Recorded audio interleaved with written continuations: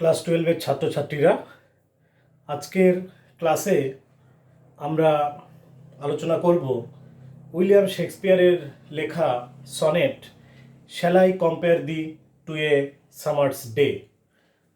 এটা sonnet number 18।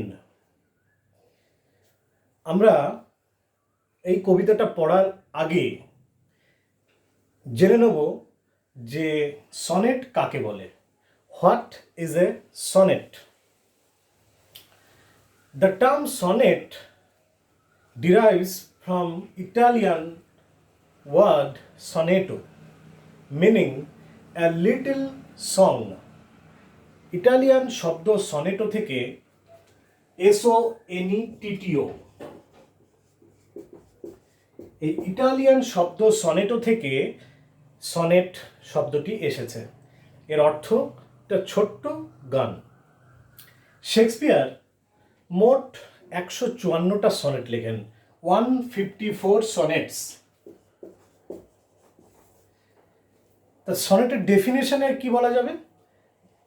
Sonnet generally a short poem of 14 lines, সাধারণত 14 লাইনের কবিতা, deals with a single theme, generally of love theme, সাধারণত একটাই বিষয় নিয়ে আলোকপাত করে সনেটের মধ্যে, এবং সাধারণত এগুলো লাভ থিম হয়, এবং এটা generally written in iambic pentameter. তা সনেট হচ্ছে poem of 14 lines, deals specially with love themes and written in iambic pentameter. Sonnet আমরা দেখতে পাবো শেক্সপিয়ার মোট 154টা সনেট লিখেছিলেন। তার মধ্যে আমাদের পাঠ্য বিষয় shall I compare thee to a summer's day, এটা সনেট নাম্বার 18। এই 154টা সনেট শেক্সপিয়ার 3টি ভাগে লিখেছিলেন। সনেট নাম্বার 1 to 126, 1 to 126, 1 থেকে 126 নম্বর সনেট তিনি লিখেছিলেন তার মেল ফ্রেন্ডের প্রতি, addressed or dedicated to his male friend. তার আইডেন্টিটি যদিও রহস্যময়, but Shakespeare mentioned his male friend as mister WH। তার মেল ফ্রেন্ডের নাম শেক্সপিয়ার উল্লেখ করেছিলেন মিস্টার WH বলে, কিন্তু এই প্রকৃত পরিচয় কি ছিল মিস্টার WH এর, সেটি কিছুটা রহস্যময়।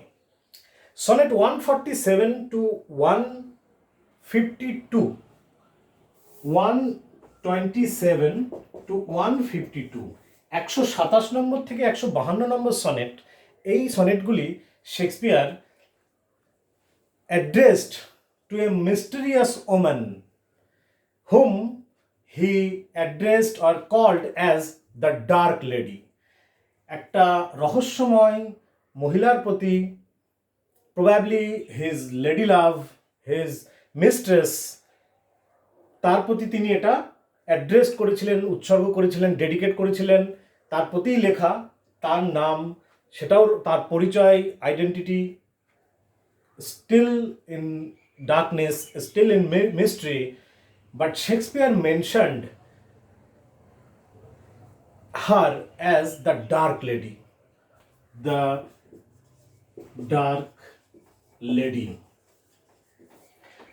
And sonnet 153 and 154, 153 এবং 154 নম্বর সনেট দুটি শেক্সপিয়ার লিখেছিলেন address to Cupid, the god of লাভ।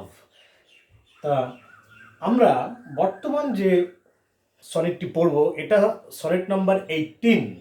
তার 154টা সনেটের মধ্যে 18 নম্বর সনেটটি আমাদের বর্তমান ক্লাসে আলোচিত হবে।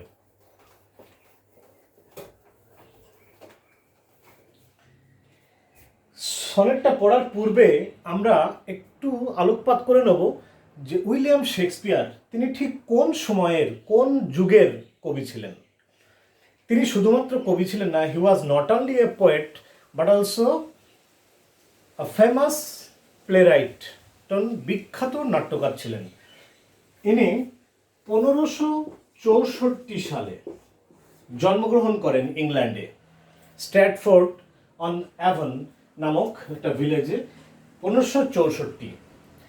তা এর পরবর্তীতে ইনি লন্ডন শহরে আসেন এবং সাহিত্য চর্চা শুরু করেন। শেক্সপিয়ার এই কবিতাটা মেনলি লিখেছিলেন তার যে পুরুষ বন্ধুর প্রতি। সেই কবিতা আমরা দেখতে পাবো যে তিনি একধারে পুরুষ বন্ধুর, তার বন্ধুর জয়গান করছেন, বন্ধুর প্রতি তার ভালোবাসা ব্যক্ত করছেন, আবার অন্যদিকে তার কবিতার সুপ্রিমেসি, কবিতার উৎকৃষ্টতা, সেটা নিয়েও তিনি কথা বলছেন কবিতার মধ্যে।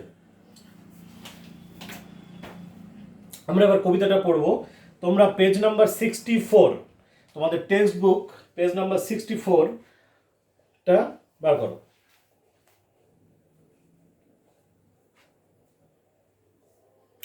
প্রথম লাইন।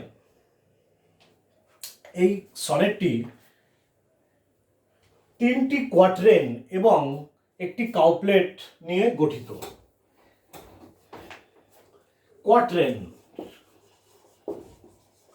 অর্থাৎ কোয়াট্রেন হচ্ছে 4 লাইনের যে শ্লোক, সেগুলোকে কোয়াট্রেন বলবো আমরা। 4 লাইনের, অর্থাৎ এই কবিতাটিকে আমরা 3টে কোয়াট্রেন পাবো, 12 লাইন, এবং শেষের 2 লাইনকে কাউপ্লেট বলা হবে। প্রথম quatrain. Shall I compare thee to a summer's day? আমি কি তোমাকে তুলনা করব একটি গ্রীষ্মের দিনের সাথে? Who is thee? Thee means you, তোমাকে। Thee means you. কবি বলছেন আমি কি তোমাকে একটি সামারের দিনের সঙ্গে তুলনা করব? Why summer's day? কেন এত কিছুর সঙ্গে তুলনা করার পরিবর্তেটা সামারের দিনের সঙ্গে তুলনা করতে চাইলেন? Because in England, the most of the time of the year, the weather remains cold, very cold. একমাত্র সামারের সময়, গ্রীষ্মকালে, যে সময়টা হচ্ছে মনোরম আবহাওয়া থাকে, প্রচুর ফুল, প্রচুর প্রকৃতি সেজে ওঠে, অধিকাংশ সময় বরফ পড়ে থাকে অথবা প্রচণ্ড ঠান্ডা থাকে। তা সামারের দিন সবচাইতে কাঙ্ক্ষিত সময় বছরের, যে মনোরম সৌন্দর্যের দিক থেকে সামার হচ্ছে সবচেয়ে সুন্দর। তা কবি বলছেন তার বন্ধুকে যে বন্ধু, আমি কি তোমার বিউটিকে সেই সামারের বিউটির সঙ্গে তুলনা করব? Shall I compare thee? Thee মানে you, that is your beauty, with that of a summer's day? আমি কি তোমার সৌন্দর্যকে একটা সামারের সৌন্দর্যের সঙ্গে তুলনা করব? Thou art more lovely and more temperate. না, তুমি আরো সুন্দর এবং আরো charming, pleasing, temperate. Temperate means here pleasing, charming, temperate, TMPERATE, temperate. অর্থাৎ কবি বলছেন তুমি হচ্ছে একটা সামারের দিনের তুলনায় আরো বেশি সুন্দর, আরো বেশি প্লিজিং, আরো বেশি enchanting. Rough winds do shake the darling buds of May. The beauty of summer largely depends on the flowers of summer. সামারের সৌন্দর্য প্রধানত সামারের ফুলের উপরে নির্ভর করে, সামারের প্রাকৃতিক সৌন্দর্যের উপরে।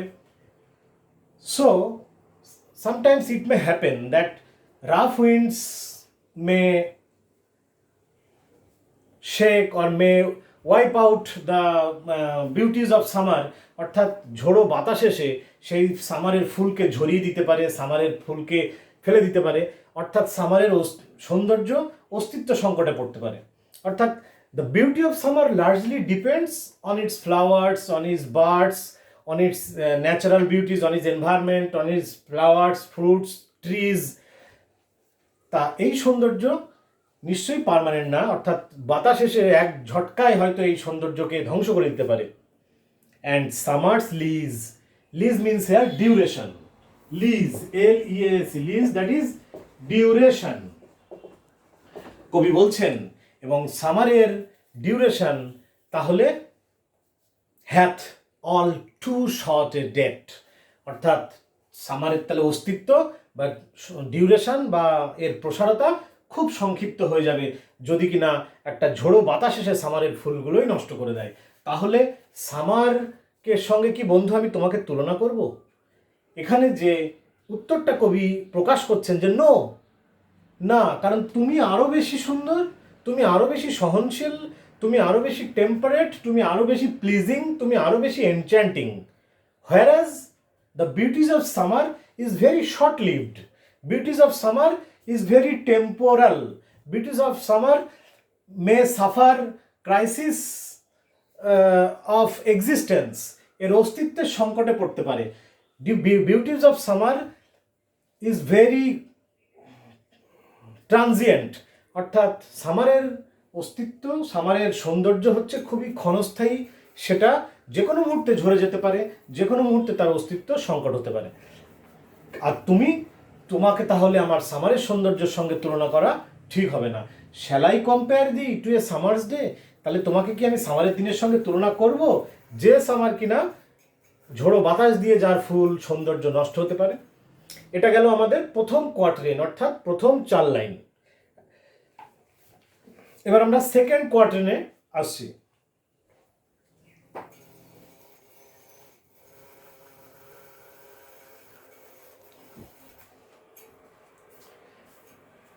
সামটাইমস, কখনো কখনো, too hot the eye of heaven shines, কখনো কখনো, এখানে আই অফ হেভেন মানে সানকে বোঝানো হয়েছে। Eye of heaven is here the San.